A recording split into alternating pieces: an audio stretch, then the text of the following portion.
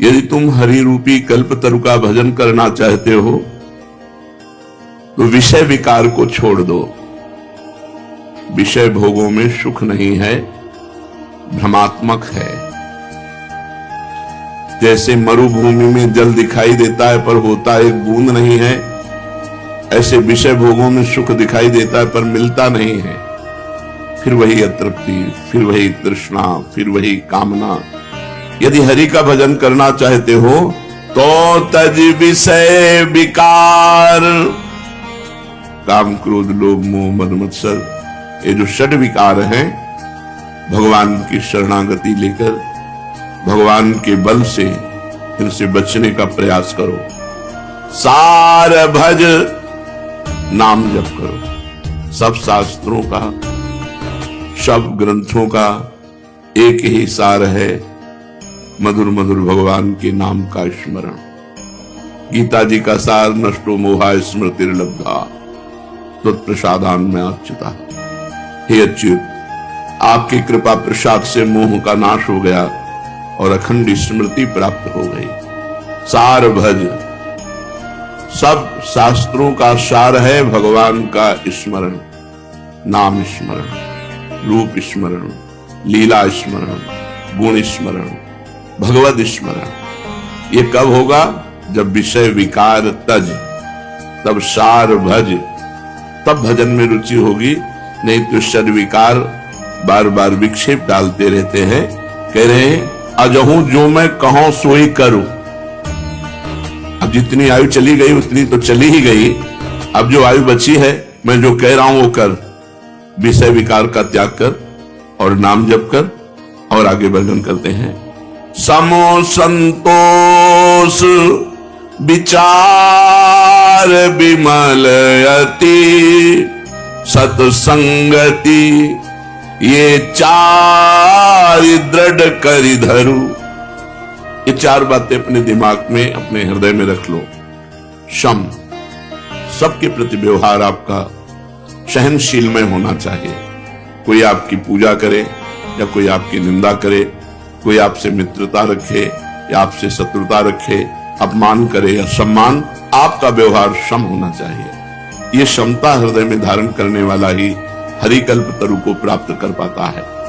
संतोष, कभी किसी से कोई भी मांग नहीं होनी चाहिए। यथा लाभ संतोष सदा, काहो सो कछु न चाहोगो। संतोष समस्त कामनाओं का नाश कर देता है। बिन संतोष न काम न साही, अछत काम सुख सपने नाही।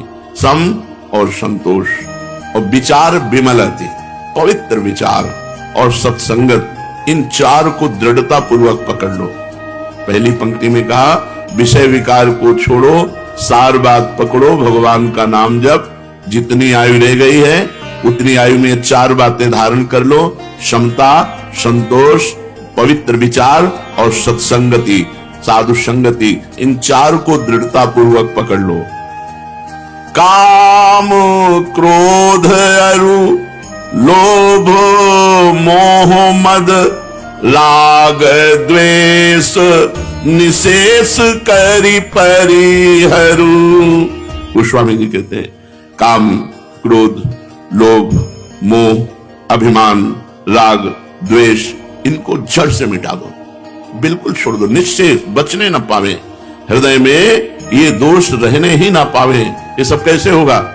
नाम जप, क्षमता, संतोष, सद्विचार, सत्संगति, ये चार बातें। अगर हमारे हृदय में नाम जप चल रहा है और क्षमता है, संतोष है, सद्विचार है, सत्संगति है, तो इन छह विकारों पर निश्चित विजय प्राप्त हो जाएगी। ये राग द्वेष जड़ से मिट जाएंगे। आगे उपाय कह रहे हैं, श्रवण कथा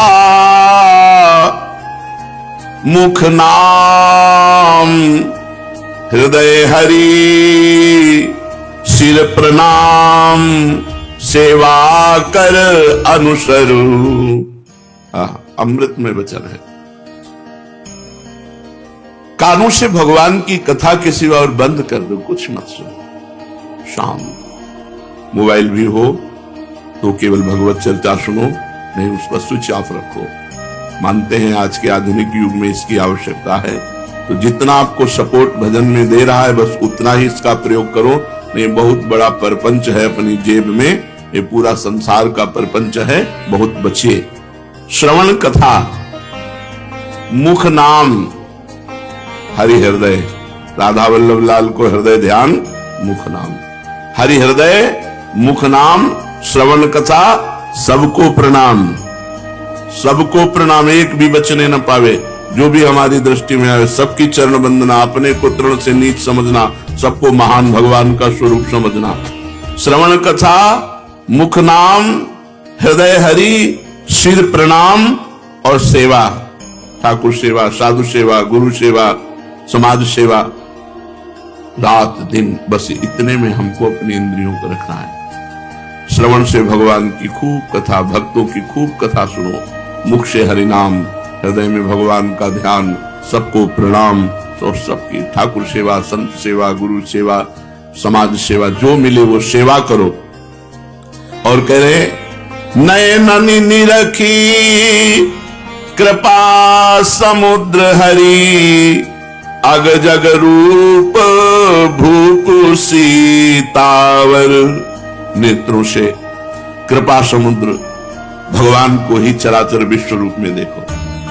सिया राम में सब जगह चिद अचिद लक्षणम सर्वम, राधा कृष्णमयम जगत, संपूर्ण जगत में भगवान विराजमान। ये बिल्कुल बात पक्की समझ लो, बिना ये भाव लाए ठीक नहीं रहेगा। हम ये देखते हैं यदि साधन का अभिमान है तो पूरा जीवन व्यतीत हो जाता है और बात समझ में नहीं आती है। अगर भगवान की कृपा का भरोसा है तो स्वभाव सुधार देते हैं भगवान, जीवन सुधार देते हैं भगवान, सद्गुण प्रदान कर देते हैं। इसीलिए कह रहे हैं कृपा समुद्र हरि, भरोसा रखो कृपा समुद्र हरि का, और ये जितना जग है ये सब उन्हीं का रूप है, ऐसा मानो।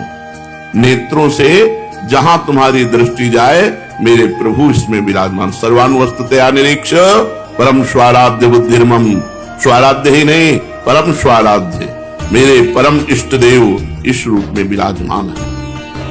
नेत्रों से कृपा सागर चराचर विश्व में अपने आराध्य देव को, श्री गोस्वामी जी कहे जानकी वल्लभ को देखो, सर्वत्र वही प्रभु विराजमान है। इह भगति वैराग्य ज्ञान, यह भक्ति है, यही वैराग्य है, यही ज्ञान है।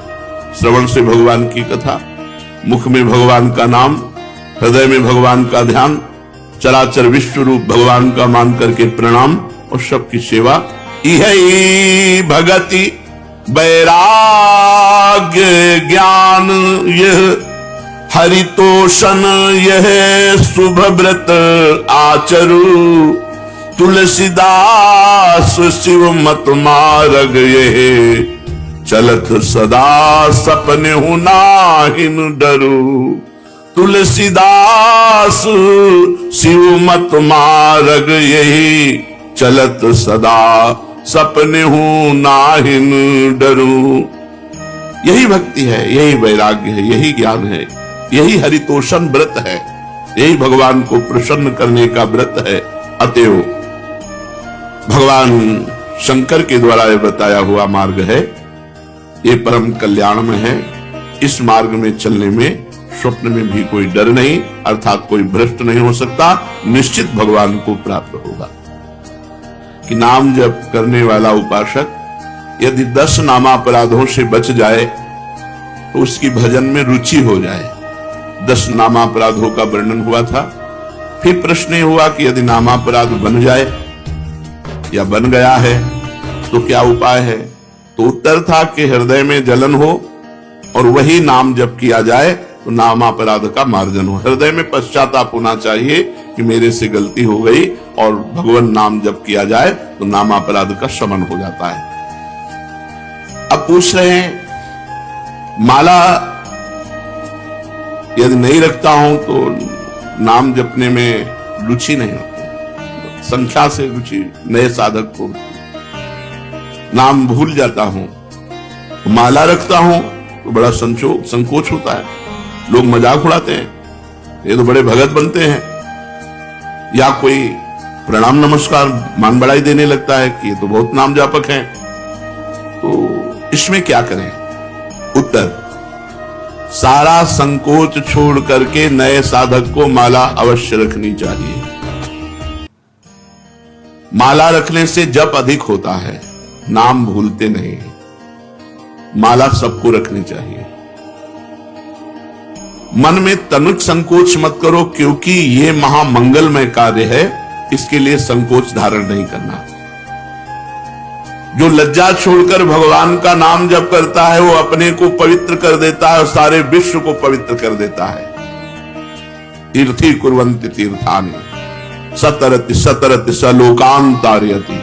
वह स्वयं तर जाता है, स्वयं तर जाता है और लोगों को तारता है, लोक के लोक पावन कर सकता है। इसलिए संकोच छोड़कर, लज्जा छोड़कर माला प्रगट में रखनी चाहिए और गणना युक्त नाम जप करना चाहिए। यदि कोई प्रणाम नमस्कार करे, मान बढ़ाई दे, तो तुम उसे स्वीकार न करो तो तुम्हारी हानि नहीं होगी। किसी को मना नहीं करना। कोई प्रणाम कर रहा है, कोई नमस्कार कर रहा है, बस अंदर से उपेक्षा रखो, अंदर से उसका महत्व मत रखो, तो मान बढ़ाई तुम्हारा कुछ बिगाड़ नहीं पाएगी। नाम जप का वास्तविक फल क्या है? उत्तर, नाम जप का वास्तविक फल है श्री कृष्ण प्रेम में रोना, भगवान के प्रेम में रोना। नाम का जब फल प्रकट होगा तो गदगद सुर नैना सजल दंपति रसरय भीन, एगत वृंदा विपिन में फिरे प्रेम तन लीन। आंखों से आंसू बह रहे हैं, कंठ गदगद हो रहा है, शरीर रोमांचित हो रहा है, कंपायमान हो रहा है। भगवान की मंगल मूर्ति मानस पटल पर छाई हुई, ये नाम का फल। मुक्ति तो नाम का आनुषंगिक फल भाव है, मुख्य भाव है प्रेम। जैसे सूर्य उदय होने पर प्रकाश तो आनुषंगिक है, ऐसे ही प्रेम ये सूर्य है और प्रकाश उसका मोक्ष है। इसलिए नाम का फल पूर्ण प्रेम है, भगवत प्रेम। सुना है कि 3.5 करोड़ नाम जप करने पर मोक्ष की प्राप्ति हो जाती है। क्या यह सत्य है? विश्वास करो, भाव करो, महत्व रखो, हो जाएगा। विश्वास करो, भाव करो, महत्व रखो, तो एक नाम में मोक्ष प्राप्त हो जाएगा। 3.5 करोड़ तो बहुत बड़ी बात है, एक नाम भी मोक्ष प्राप्त कराने में समर्थ है। एक नाम, 3.5 करोड़ तो बहुत होते हैं। विश्वास करो, भाव करो, महत्व करो। यही बात ध्रुवदास जी ने कहा। हित से आर्त होकर दैन्य भाव से एक नाम पुकार लो तो भगवान तुम्हारा साथ नहीं छोड़ेंगे। एक बार जिन नाम ली हित सो होए अति दीन, अति दीन हित सो होए। प्रेम से द्रवित होकर दैन्य भाव से भगवान को पुकारो तो एक नाम में भगवान तुम्हारा कभी साथ नहीं छोड़ेंगे। एक बार जिन नाम ली हित सो होए अति दीन, ताको संग न छाड़ही ध्रुव अपनो कर लीन। विश्वास करो, भाव करो, महत्व करो, तो एक नाम से भगवत प्राप्ति हो जाएगी। एक नाम मोक्ष प्रदान कर देगा। 3.5 करोड़ तो बहुत बड़ी बात है। हाँ, कली संतरणोपनिषद में लिखा हुआ है कि यदि नाम के 3.5 करोड़ आवृत्ति की जाए, 3.5 करोड़ नाम जब किया जाए तो शरीर छूटने पर वो भगवान को प्राप्त होगा। शरीर छूटने पर वो भगवान को प्राप्त होगा। 3.5 करोड़ नाम जप करना। आपने बड़ी महिमा सुनाई, तो आप इतना बता सकते हैं कि आपको क्या लाभ मिला नाम जप से? आपको क्या लाभ मिला? मेरे को जो लाभ मिला, मेरी वाणी में सामर्थ्य नहीं कि मैं कह सकूं। हाँ, ये जरूर है कि असंभव को संभव कर दिया नाम ने। बस इतने बोले। मेरे को जो लाभ हुआ, मेरी वाणी में सामर्थ्य नहीं कि मैं वर्णन कर सकूं। हाँ, इतना जरूर कहता हूं कि असंभव को संभव कर दिया, असंभव को संभव कर दिया। महाराज, नाम जप करने वाला अंत समय में यदि बेहोश हो जाता है तो उसकी क्या गति होगी? बेहोश में तो नाम जप नहीं हो पाएगा। नाम जप जीवन भर प्रयास किया है, एक क्षण भी नाम नहीं छोड़ा है, अंत समय जब बेहोश होगा तो भगवान उसका नाम स्मरण बन जाएंगे। उस बेहोश की स्थिति में भगवान उसका नाम स्मरण हो जाए। एक भगत को हमने देखा, ललचाते हैं ऐसी मृत्यु हो जाए, अंगुली में काउंटर है, बिल्कुल आखिरी श्वास चल रही, ऐसे कहे राधा राधा राधा, और मात्र 5-6 सेकंड में ये है मृत्यु। मृत्यु का ये है महोत्सव।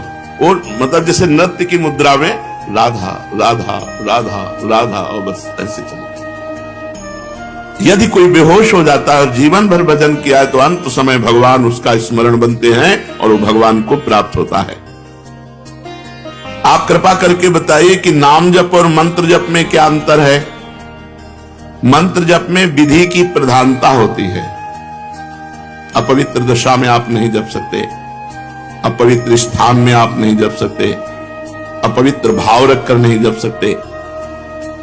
नाम में इसकी कोई ना, अपवित्रा पवित्रो वा सर्वावस्थांगतो विवाह यह स्मरेत पुंडरीकाक्षम सवायाभ्यंतरा शुचि। नाम उच्चारण करते ही वो बाहर भीतर दोनों जगह से पवित्र हो जाता है, चाहे अपवित्र हो या पवित्र, इसकी कोई विधि नहीं।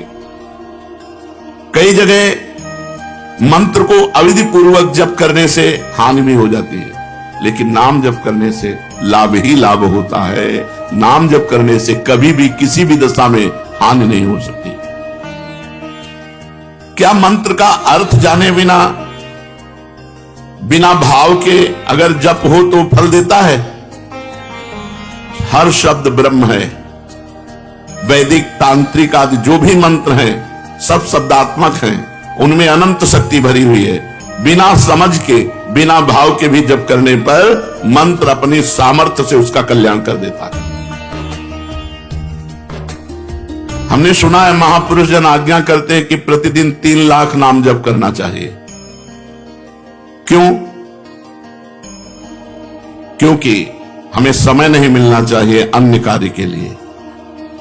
यदि हम नाम जप छोड़ देते हैं तो निकम्मी इंद्रिया और मन ये हमें भोगों में फंसा देते हैं। जिसे इसी जन्म में भगवत प्राप्ति करनी है तो प्रमाद के लिए अवसर ही ना रहे। इसलिए जितने भी त्यागी, बैरागी, वैष्णव भक्त जन हुए उन्होंने नियम बनाया है और नियम पूर्वक जप किया है। 3 लाख नाम जप का रोज का नियम जो लिए हुए है वो निश्चित भगवत प्राप्ति करेगा। कुछ नियम तो होने चाहिए। साधना क्या है? साधना उसे कहते हैं जो प्रपंच से अलग कर दे, प्रपंच से हटाकर श्री भगवान में लगा दे, उसे साधना कहते हैं। भगवान की अखंड नाम स्मृति में डुबो दे, विषयों से उपरति को प्राप्त हो जाए। त्याग वैराग्य उपरति, विषय की उपस्थिति पर भी ये विषय भोग है ऐसी स्मृति ही ना रह जाना उपरति होती है।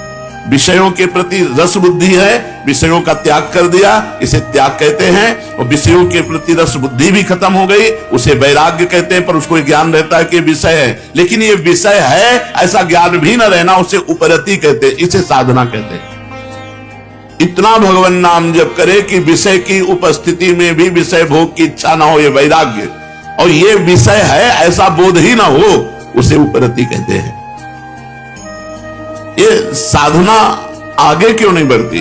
वहीं क्यों लड़खड़ाता रहता है साधक? जब तक शरीर में अहंकार है कि मैं स्त्री हूं, मैं पुरुष हूं, जब तक शरीर संबंधी भोगों में प्रियता है, खान पान अन्य भोग पदार्थों में, जब तक शरीर संबंधियों में ममता है, 3 बातें, शरीर में अहमता, अहंकार, भोगों में प्रियता और संबंधियों में ममता, तब तक साधना आगे नहीं बढ़ सकती। रिश्ते नाते संबंधियों से ममता हटाओ, भोगों से प्रियता हटाओ, शरीर से अहंकार हटाओ। कैसे हटेगा? नाम जप करो, सत्संग सुनो, शास्त्र स्वाध्याय करो, संत भगवंत भक्त गुरुदेव इनकी सेवा करो, इसी से ठीक हो जाएगा। साधन का प्राण क्या है? स्मरण, सावधानी पूर्वक स्मरण, ये साधन का प्राण है। हर समय स्मरण चल रहा मतलब तुम्हारा साधन जीवित है। स्मरण रुक गया मतलब जीवन मरने जा रहा है, तुम्हारा साधन नष्ट होने जा रहा है। साधन का प्राण है स्मरण, मधुर मधुर भगवान का स्मरण। साधना में क्या सरलता हो सकती है? सरल साधन क्या हो सकता है? बस 2 बातें। जगत के किसी भी भोग में सुख बुद्धि ना होना और विश्वास पूर्वक भगवान का नाम जप करना, बस इसी से भगवत प्राप्ति हो जाएगी। दो बातें, जगत के किसी भोगों में सुख बुद्धि ना होना और विश्वास पूर्वक भगवान का नाम जप करना, इसी से भगवत प्राप्ति हो जाएगी। साधना आगे क्यों नहीं बढ़ती? तीन बातें, अहंकार शरीर पर, भोगों में प्रियता, परिवार में ममता, साधना नहीं बढ़ेगी। सरल साधन, भोगों में सुख नहीं है, पूर्ण विश्वास के साथ निरंतर नाम जप, इसी से भगवत प्राप्ति हो जाएगी। ये साधनहीन क्यों हैं लोग? साधना क्यों नहीं करते? या साधना करते हैं तो उन्हें साधनहीन साधक क्यों कहा जाता है? तो जो भगवान की शरणागति नहीं लिए, जो भगवान के कृपा का आश्रय नहीं लिए, वो साधन करते हुए भी